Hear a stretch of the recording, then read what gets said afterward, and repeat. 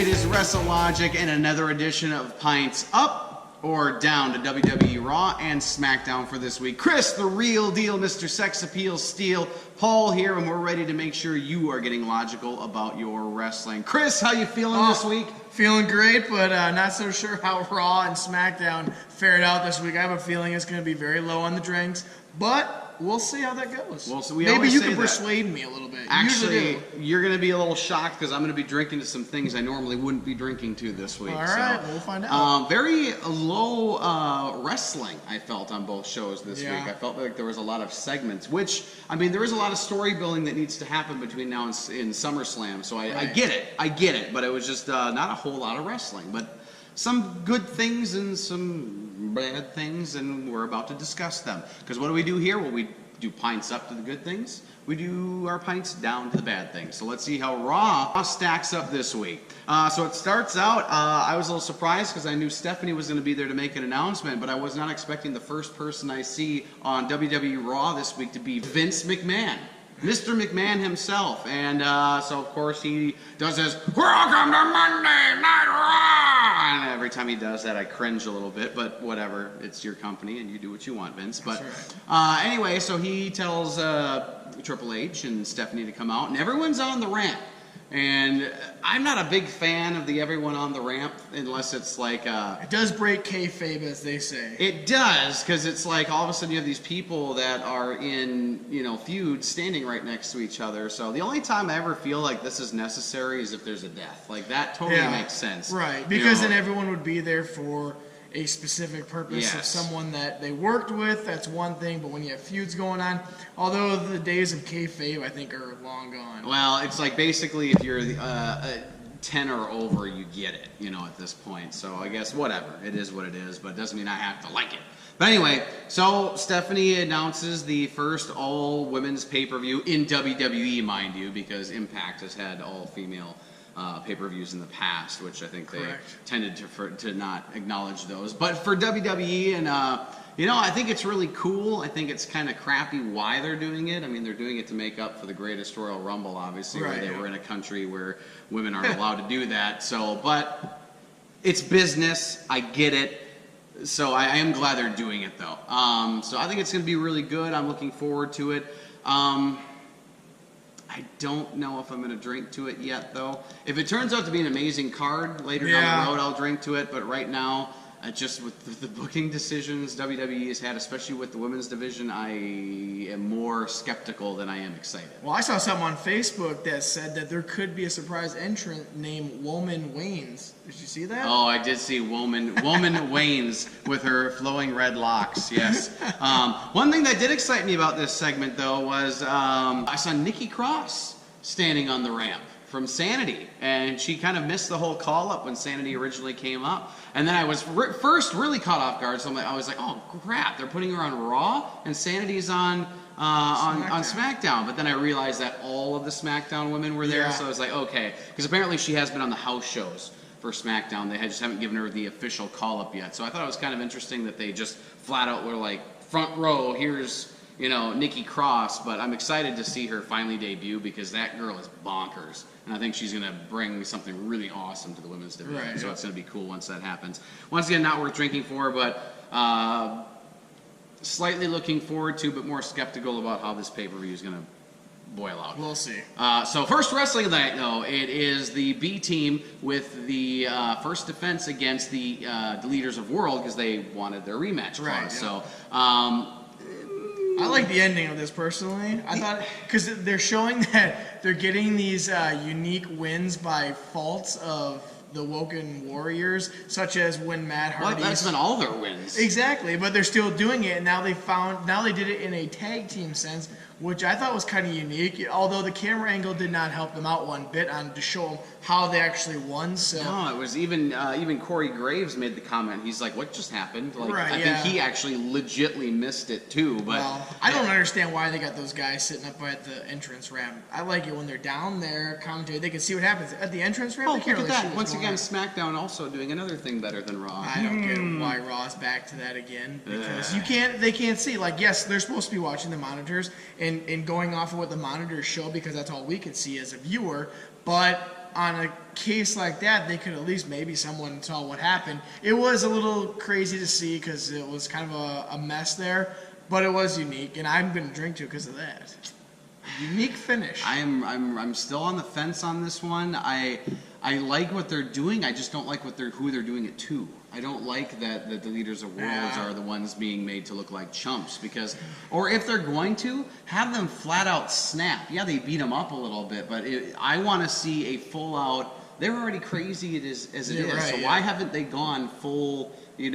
Like Ted Bundy. I want them to see them go full out serial killer and freak out. So I'm not drinking to it, just because I question the booking a little bit on this. I understand them winning, but I just do it to somebody else because I think that I don't know. Like I said, I don't like seeing them looking like chumps. Whenever Fandango's back. So, there we go. There we go. All right, I'm going to cover this all in one bit. I think we need to cover this all in one bit right now.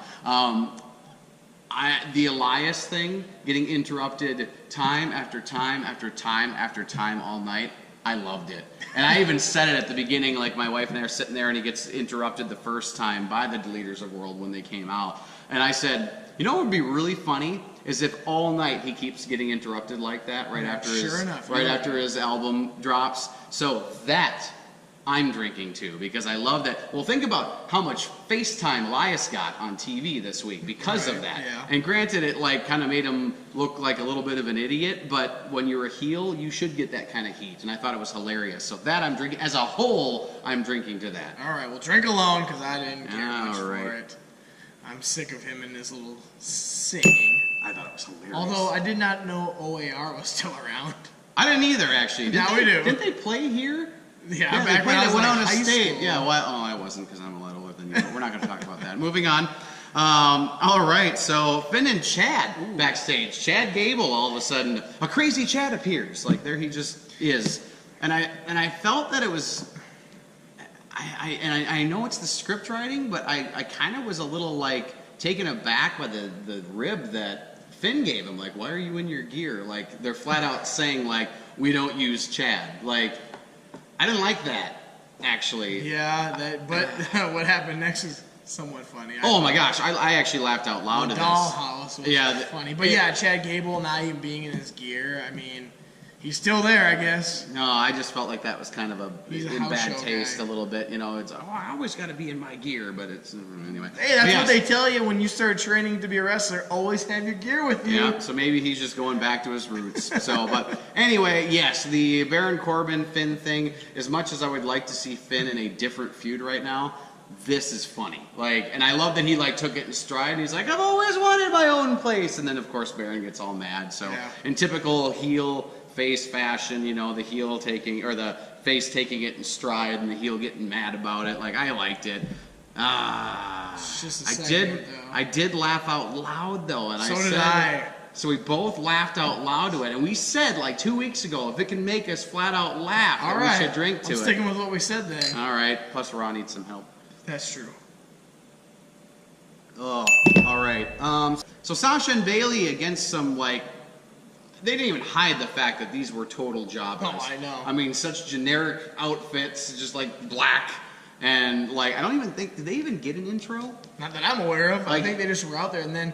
Well, not a walking to the ring intro, but I don't even even some of the enhancement talent in the back, even if they're just local people, they've gotten a title strip, so you actually know who they are. Yeah. I don't think they even got one. Well, this is the first time I've ever seen women jobbers, though. I don't know if I've ever seen. No, Nia went through 5 or 6 a few weeks in a row. I don't remember that then. Yeah, she went through a few building up because one of them was very attractive, and I tried to look her up and I couldn't find her. Oh, snap. Well, anyway. I mean, okay, so this is getting a little awkward, but here's what I was hoping for, and I thought was actually going to happen, is I thought Sasha was going to turn on Bailey as they were doing the awkward hugging. I think it's just a matter of time before they do turn on each other, which will be fine by me because they'll make it interesting. Because I have a feeling that's eventually what's going to happen is that there's going to be a build-up here. They're hugging, best friend. I think I was expecting it, but then again, it wouldn't have been enough build up for this. It's at the just same time. been such a freaking roller coaster. I mean, I'm not going to drink to this. No, by any I'm means. not either. It's just a 'cause jobber it's match. just- They look pretty good, though, as a tag team. They decently. do well, and that's where I'm confused here because I see one of two things happening. I either see an eventual turn, one turning on the other, and they need to make it big. Like I'm talking Rockers, Shawn Michaels throwing through a plate glass window, big. Right? Yeah. Or they need to finally pull the trigger on the women's tag division, and they need to dominate. And that might be where they're going with it. Maybe, because we did so- see. I'm not sure if it's true, but they showed some women's tag belts online. I don't know, was that? It was leaked, so it's up in the air. Okay, was it just someone's concept, or is it like something that's actually going to happen? But if so, then they would be. I would say put them in that role then. Yeah, and I think they'd be really good at it. So we'll have to see what happens. Out next, Braun comes out. Also interrupts Elias. There was something. Corey made a line here that I burst out laughing at. Something about that was it. So Michael Cole makes the comment, well, Braun sure looks like he's in a good mood, and then Corey goes, I don't think that means anybody's safe. I love Corey Graves on commentary. He's pretty good. He's fire on commentary, and some people he works really well with, and some people he doesn't. But him and Byron, I just love their chemistry together. But anyway, moving on. Just wanted to make a comment about that because it was funny. I don't know who that was, but whatever. Okay, so then Braun comes out, building up the fact that he's Mr. Money in the Bank and was excited about Evolution because of his mixed tag partner, Alexa Bliss. Which I still wish they'd done a little more with that. Because I thought there was a really good, fun story that could have drug out a little bit longer. Are they actually dating in real life? No.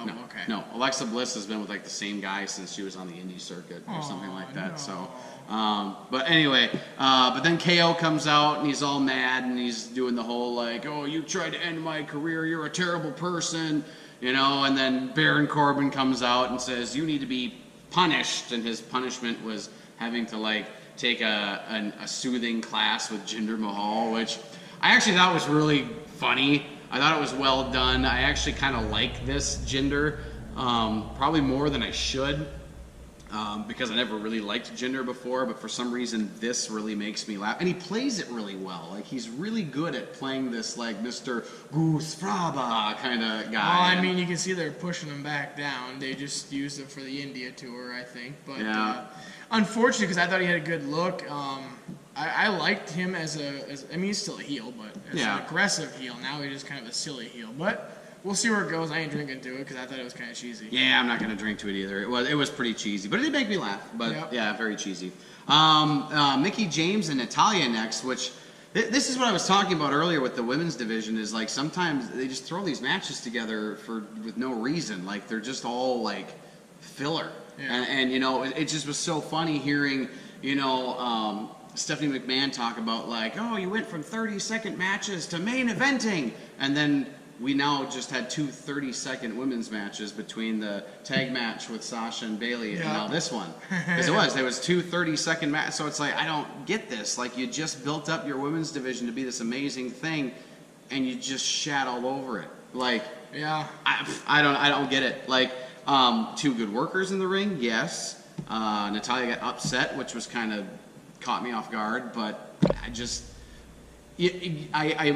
said this when I was thinking about this earlier. I was I probably would have drank into this match if they hadn't just said you've gone from 30-second matches to main eventing, and then just to do with this. I just I can't. That's kind of odd that they would do that, but anyway, so I didn't move on. Yep. Roman backstage, actually probably one of his strongest promos he's given in a very long time. He flat out was just I don't care what anyone thinks. He's finally kind of breaking that, It'd be nice if they would just let him do that. Yeah, he's kind of just breaking the wall down, I don't care if everyone thinks I'm, getting over pushed. He didn't care. He just flat out said, I don't care. The one thing he does need to stop doing, though, is, basically saying that the Universal Championship is his. It's that was months ago. Let's just move on from that. You've been going for it for 2 years and have yet to get it. It's just, and I'm... As much as I enjoyed the promo, because I was that was actually a pretty good promo from Roman Reigns, I just am so sick of him and this push. The only thing to me that would ever save me from ever starting to like him would be a final full-out heel turn. That's the only thing to me that. And I think the crowd would actually get behind on that. I think they would too, because I think they're like, oh, it's about time. But I'm almost to the point where it's like it might be too late. It might be. I don't know. We'll see. We'll see what they're going to do. I don't know. I really think they should let him loose. I think they should too. I think he's got the talent to do it. They're just not. Well, they just don't let you go off and do your own thing like they used to back in the day. Not unless you're The Rock scripted, or John Cena or Stone Cold or Hulk Hogan. There you go. Oh, well. 4 people. Yeah, well, Taker. I think Taker. Yeah, probably. So, they trust him. All right. Out next, though, Authors of Pain against Titus Worldwide again. Yeah. I think they just right now. Once again, the Raw tag division is just in shambles right now. They don't know what's going on. They don't know what they're doing. You get like 2 tag teams, and these aren't 2 of them. No, they're not. It's like the Woken Warriors and the B team. Yeah, they really need. But remember, SmackDown was stuck in that rut for a while too, where it was just Usos and New Day, and that was it. So it's kind of like the same thing is now happening on Raw. Well, if WWE would just call up Mom Squad, we'd be happy to fill in.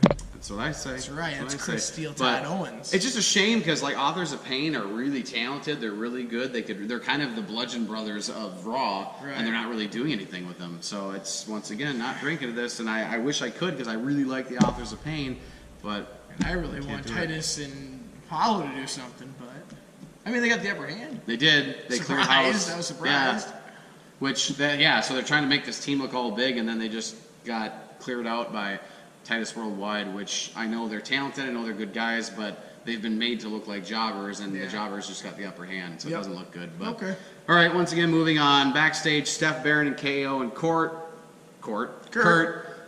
Just silliness, and then turns into now it's Braun Strowman versus Kevin Owens at SummerSlam, and if KO wins, no matter how he wins, he gets the Money in the Bank briefcase. And the one thing that I will say I think this is a positive I like it better when they put stakes on these matches. Yeah. Especially these ones that there's not a championship behind it.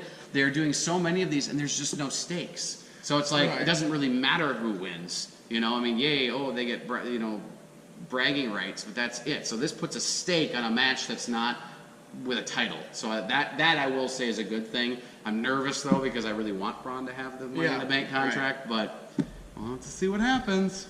We'll find out. Tyler Breeze, Mojo Rawley.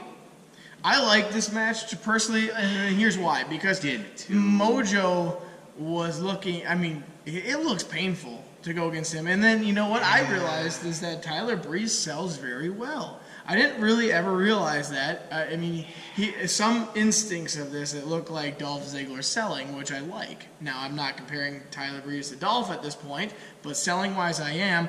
Mojo Rawley running through him looked pretty devastating and dominating, and it looks painful. Yeah. That's why I will drink to this. Yeah. Yeah, there we go. You're welcome, Ron. That's a sympathy drink for Tyler Breeze without his Fandango. But Mojo, you're looking good. I hope they do something with you because I think you could be a player. I think so too. So Finn Balor versus Drew McIntyre, which I already said, okay, this is going to be a good match, and they did not disappoint at all. What a fantastic match. Everyone got their moment, actually moments. I think each of them had multiple moments in this match. And, of course, gets interrupted by Dolph. So then what happens? Tag match. Kurt comes out and does playa, and sure enough, we have a tag match, which I like. I think for Raw's sake, we need to split these, though. Because I will drink. I'm not gonna lie. Spoiler alert. I would drink to both of these matches. Well, I would too. All right, so let's drink to the first one, the singles match. Because good work, guys. Personally, I like the end of this match, tag wise. Yeah. I thought it was really interesting how Seth Rollins found a way to fend off both guys. Yep. And I was actually kind of surprised that he got the win. Yeah, I was. Because I don't feel he needed it. Yeah. I feel like Finn kind of needed it because Finn's been kind of in a limbo right now. He was like, in the last couple of minutes of the match, he was off the side. Yeah, so I was really hoping Finn would get I mean, granted, his team got the win, but I felt like he really needed the pin. Yeah, I think what they're trying to do is build up the Intercontinental Championship match that they're going to have at SummerSlam, which then Seth gets the win over Dolph. But you're right, though. Finn does need some sort of win. It's almost like we haven't seen him in a while out out there competing. So yeah, it would be nice to see him get a win. So, but drinking to the tag match though too, I actually turned to my wife and I said that was match of the night right there. Oh yeah, last was predictable tonight. So, token Ember Moon match against Liv Morgan again, which once again Liv Morgan, very good job. Once Good again, seller. I love that. she did better. I don't think it was as good as the first match they had 2 weeks ago, yeah. but it was better than Sarah Logan's match last week. But yeah, she sells well, and she's a great aggressive heel, which I wouldn't have expected from her. So very good in the ring. That sell on the Eclipse at the end. I'm drinking to the sell. She bounced halfway across the ring. The sell job is what's Yeah. So no, I was planning on drinking this one again. Awesome. Keep up the good work. We think. Maybe not. Liv Morgan, keep up the good work. Oh wait, yes they are. Elias finally gets to sing, and then he decides that he doesn't want to. Funny, but Elias needs to be facing someone. So yeah, I would say so too. If they're going to try and it's got to happen fast too, but he is pretty over with this whole gimmick too. I mean, he is even though he's not even wrestling. He goes, "What does WWE stand for?" Walk with Elias. I mean, it's a huge pop for that. Yeah. So I mean, he's doing what they're asking him to do. He's getting over. So that's all you can do. I mean, the less bumps you take, trust me, the better it is. So I suppose that's how you can get over and sell, T-shirts or whatever merchandise. That's the way to do it. Yeah, I bought one. I know. So anyway, so main event: Roman, Bobby Lashley. As much as I want to drink to this because the match itself was very good, it was paced really well. I feel like these are two guys that can get stuck in a rest hold city, if they booked it that way. Yeah. But they didn't. There was a couple, but nothing that went too long. There was not a lot of negative chants like you would expect. So overall, the work was really good, but I said from moment one of that match, I said, if Roman Reigns wins, I will not drink to it. And I'm standing by that because we have Brock versus Roman again, and that's ridiculous. I have a feeling there's going to be some sort of change somewhere along the way before SummerSlam. I hope to God there is, because if it's literally going to be main event of SummerSlam is Brock versus Roman, I kid you not, I will shut it off before that match starts. Well, I will be done. One of my fans messaged me and they said, I hope it's a three-way between Bobby, Roman, and Brock, and I hope so too, just because it gives another element. Originally, Bobby had the means to be able to say that because he's like, but I beat Roman at Extreme Rules, so then they could either have a third match to make the final decision. But to me, they eliminated that by having them shake hands afterwards. Because they left admirably now. Like Bobby basically said, you're the better man. So now for him to try and come back again. So it's got to be on someone else now. Just think if it had popped him in the face. You got a crowd reaction. See, that would have been, then I would say yes. But for Bobby to now try and come back and be like, well, I deserve to be there too. He can't. He doesn't have a leg to stand on. He doesn't, because he basically passed the torch with that handshake. So the only person that could do it would be Kurt. Or if Stephanie were to be like, you proved yourself, Bobby, what a match, and since you both have a win over each other, you're both going to take it. It would have to come from management, not from Bobby for it to make sense. I'm going to drink to the work of the match, not the... I stand by what I said. I'm going to drink to the work of the match because I actually like the finish of how... It's really weird. Roman Reigns hitting those bottom two ropes like Rey Mysterio and coming back. That's kind of a unique way of coming back. That's tough to hit those ropes like that, I think. Hey, you know who he copied that from? Rey Mysterio. No, Ambrose. Ambrose does that in like every match. He always does that thing where he looks like he's about to like pass out. Oh yeah, and someone hits him, yeah. and then he does that same bounce and comes back and either clotheslines or clocks him. So we haven't seen Ambrose. So. Oh God, Dean, come back! I miss you so much. I need the lunatic back, but. So Raw not coming out too poorly, actually, this week. Not as we thought. Not as bad as I thought it was going to be 6.5 pints up. So. Hey, it helps when you have a good backstage segment that makes us laugh, because we have to drink to it. Yeah, we do. That's kind of the rule now. If we both laugh to it, we could drink to it. Right, so, that works. Well done, Raw. You're wasn't bad. Still a little bit of a mess in certain. The tag division needs help. Hardcore. And they need the Mom Squad. And I'm going to say it again. And the women's division. They need the mom squad too, with wigs. Okay. Bring some moms out. Weird, but okay. So SmackDown up next, and of course, how many drinks do they get? 3. 3. They get 3 free drinks for being an hour shorter. And I am going to say I did not like this show as much as last week's, because I thought last week's SmackDown was one of the best in a very long time. This one was also very good, but we'll see if it stacks up. So Miz comes out first. Well, doesn't come out first. Arrives is the first thing we see.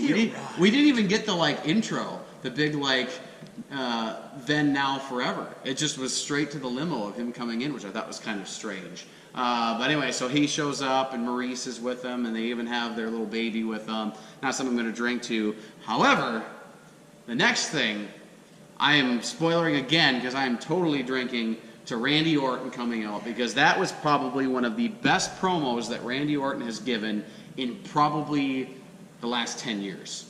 It was awesome. I loved it. I loved the teases. I loved the whole even making fun of the Young Bucks in the indie scene. Hating on everybody. Oh, he was. He was hating on everyone. He was hating on the fans. He was hating on people in the locker room. He was hating on the indie people. And this is the Randy Orton that we need. This is the interesting Randy Orton. Because even though I didn't mind him so much as a face, he just didn't. He was very vanilla.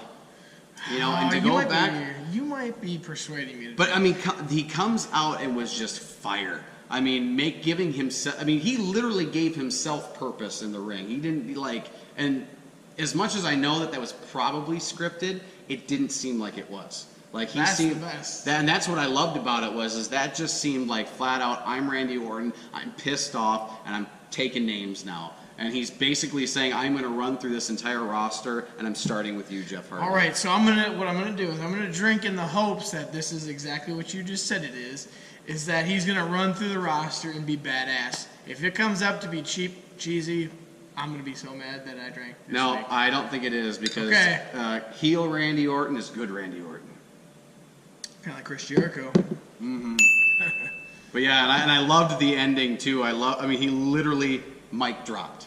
He literally mic dropped. It was so good. R.K. And the whole crowd yells, oh, and he just walks out. So good. This next part, I'm still on the fence on, and maybe as we talk through it, I'll make a decision. But I don't think you're going to make me. 2 really good wrestlers, though. So Rusev versus Andrade Cien Almas. And as much as I was excited because they do so well in the ring, and the match itself was very good, the whole ending was a little wonky to me, even though I understand what they're trying to do, because I think they're building to a Aiden English versus Rusev at SummerSlam, unfortunately. So I think this is finally the official... I think, and that's where I'm going with this, is I think there's going to be a split here with Aiden English and Lana with that whole situation that just happened. And not only that, it cost Rusev the match. It did. But if you see Aiden English, he looks so uncoordinated running down the ring. He did. But I'm not basing my whether I'm drinking to this off of his running. Because overall, though, the storytelling here was actually very well done. Because, I mean, Sofia Vega and Cien Almas are so known for getting under people's skin, and that's exactly what they did here through Lana and her fighting outside the ring, and then basically leeching onto the fact that there was already tension with Aiden English, and knowing that Aiden would probably try and help, and lately his help has just been a debacle. Okay, so you need to inform me. You're the SmackDown guy now. Okay. Is that Cien Almas's finisher with the hand behind the hammerlock DDT? Yeah. Yes. It didn't look good. At least on Rusev, it didn't look good. I don't think it did either, but I think it's because back when he was in NXT, everyone was usually the same size as him or smaller. Right, yep. But now here he is with the big boys, show, and it looks a little more awkward. So I do agree that I think they need a new finisher for him, but I think I just convinced myself to drink to this because I feel the work was really good, and technically there was nothing wrong with the storytelling. It's doing exactly what it's supposed to. Yeah, I'm not. Nope. Sorry. Okay. Yep, you're all alone. All right. I just can't. I don't know. Something about it, just the ending was awkward, but I know what they're trying to do. Now, if they do that, that'd be great. Mm-hmm.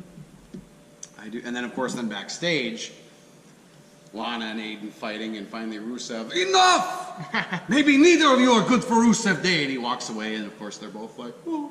So I know. I was just I know. Overall, I liked it. I thought if it does what it's supposed to do, it's good stuff. R-Truth and Ty Dillinger are now apparently best friends.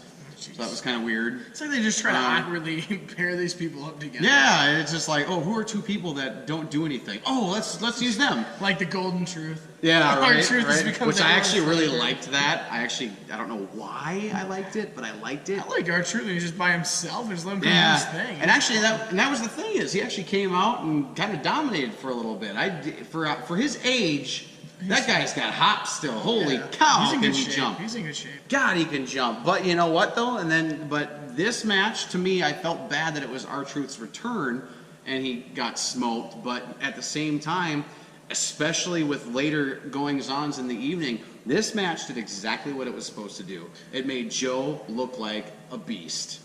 Because you know what? He's took on a veteran, a talented veteran, and smoked him.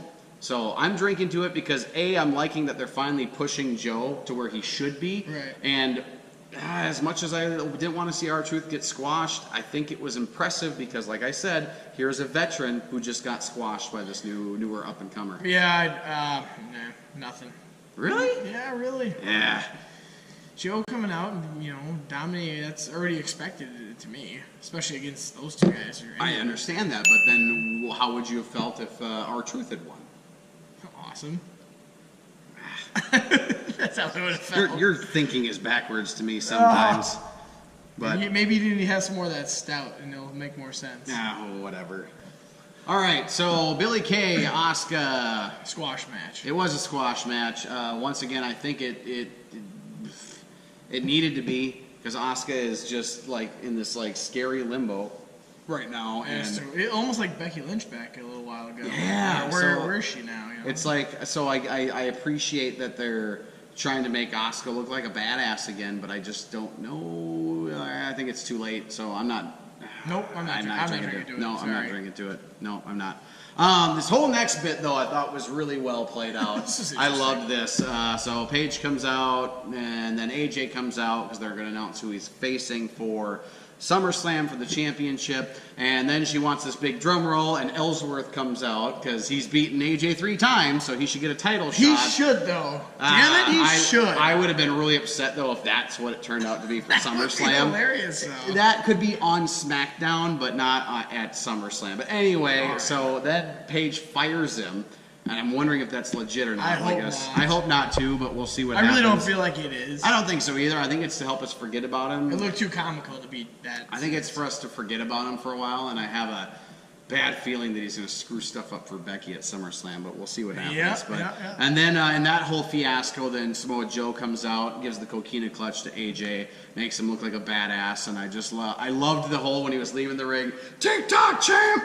TikTok! Like, I loved that. Like, I just, Joe is so good. That was a good segment all around. Just James Ellsworth, again, plays his part well, and then you kind of have the badass part. Should we drink? I am. All right. You give me that creepy look. Good stuff. Good stuff. Paige and Mella backstage. Basically, Mella's all mad that she fired James, and she's like, well, maybe you should focus a little less on James, a little more on your match that's coming up right now. So then we had it. We had the Becky versus Carmella match, and I actually think to date this was Carmella's best match. Yeah, probably. She looked, well, because every single other match she's had, there's been shenanigans.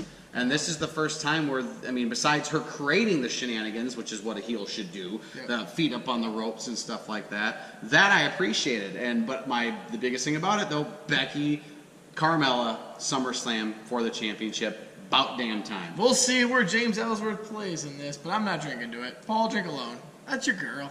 I thought it was okay. He's baffled. Bing! I'm not mad. Half drink. I'm just disappointed. Up next, New Day versus Sanity. Oh, you're going to be so mad at this. Tag Team Championship kicking off. Confused. The tournament is kicking off to find out who's going to face the Bludgeon Brothers. And as much as the match was really good, I am not touching this I'm not either because I'm still with you on previous weeks as to why Sanity keeps losing. Why? We already know that New Day is established as a great tag team. It was awesome, so fun. dumb. The only thing that would make sense with this is what happened afterwards, and that was the Bar making a return, which I was really excited about because I've missed those guys. They're so good together. They're so good as a tag team. They add so much to the tag division. There's been a gap since they left. So my question is did they do it this way because they didn't want the Bar to defeat them? I don't know. I don't know what it was, but I can't drink to them just getting shoved back down like that. I just can't do it. Nope, me either. So All right. let's move on then. All right, moving on. So the main event, if you'll call it that, ended up being a huge promo. I love basically for Ms. and Mrs. I loved it. Which, did you watch it, by the way? I did not, but my girlfriend would love to watch it, actually, she said. I thought it was hilarious, actually. So you saw the first episode? Yep. Okay, Jesse and I I'll watched watch it then. I'll watch it. My wife and I watched it. It was funny. It was really funny. It's like keeping up with the Kardashians on crack. The Miz is great. He does his role great. So good. Here's what I loved about this. I mean, I knew that he's not gonna bring his baby in there. There's no way, and he knew it's fake.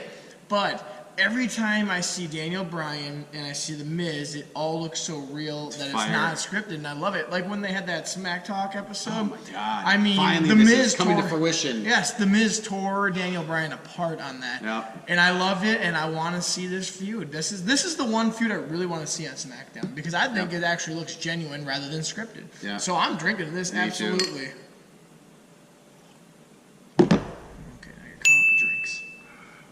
SmackDown coming out on top again with 7.5 pints up to Raw's 6.5 pints. My Raw almost got you guys. Almost, but not good enough. Not good enough. So, Chris, moment of the week. My moment of the week is I guess you want to call it the main event of SmackDown. I thought The Miz with his child, although it was a fake doll, and Maurice being out there, and the feud I think is going to happen with Daniel Bryan now. To me, that's the moment of the week. Miz, again, plays his role awesome. Look at that pun, right? Awesome! So I think that feud would be something that I'm excited to see, and hopefully it comes to fruition eventually here. I want to see it. Miz looked badass out there. He played his cockiness up again. I want to see the Miz come out on top of all this. Kind of do too. And unfortunately, I think he is because I think Daniel's going to be Miz. leaving. I actually think Daniel's going to leave. I don't think he's going to re-sign. Really? Yep. I just don't. I think he wants to try something new. But we'll see what happens because technically Brie is still under contract, so I don't know. We'll see what happens. But anyway, my moment of the week. Oh, there it is. Randy Both Orton. from SmackDown. Dang it. Yep.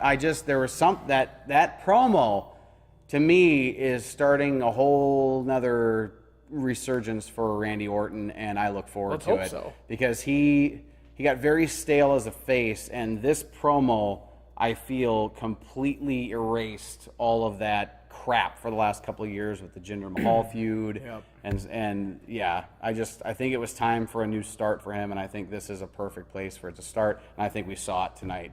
Or I think we saw it on SmackDown. So looking forward to see where it goes. So Randy Orton, welcome back, the Viper.